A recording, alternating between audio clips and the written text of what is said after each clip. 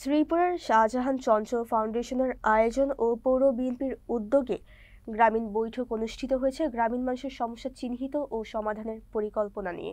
গাজীপুরের শ্রীপুরে দুর্নীতিমুক্ত, সন্ত্রাসমুক্ত, মাদকমুক্ত, বৈষম্যহীন মানবিক বাংলাদেশ গঠনের লক্ষ্য নিয়ে গ্রামীণ বৈঠক অনুষ্ঠিত হয়েছে। সকাল ও বিকেলে দুই সেশনে চন্নাপাড়া সরকারি প্রাথমিক বিদ্যালয় ও আলহাজ ধনাই ব্যাপারী মেমোরিয়াল উচ্চ বিদ্যালয়ে এই বৈঠক অনুষ্ঠিত হয়।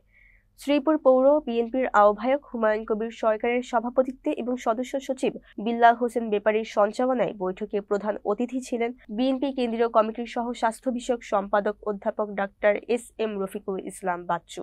বৈঠকে গ্রামীণ জনগণের সমস্যাগুলো চিহ্নিত করা হয় এবং সেগুলো সমাধানের জন্য করণীয় নির্ধারণ করা হয়।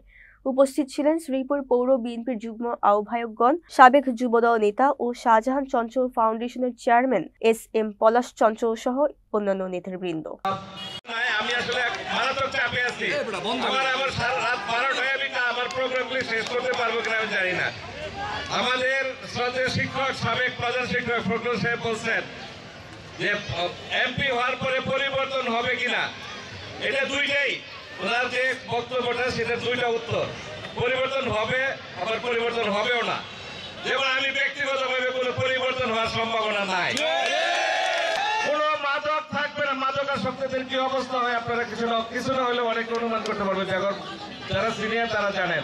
কোনো মাদক থাকবে না, সন্ত্রাস থাকবে না, দুর্নীতি থাকবে না, চাঁদাবাজ থাকবে না, দখলবাজ থাকবে না। স্পষ্ট কথা, যেটা স্পষ্ট বার্তা সবার কাছে। সবাই যারা এই ধরনের কাজের সাথে যারা জড়িত তারা সতর্ক হয়ে যায়। তারা যদি দলেরও হন তারা বিপদে পড়বেন। দলের হইলেও বিপদে পড়বেন, দলের হইলে আমরা ছাড় দিব না।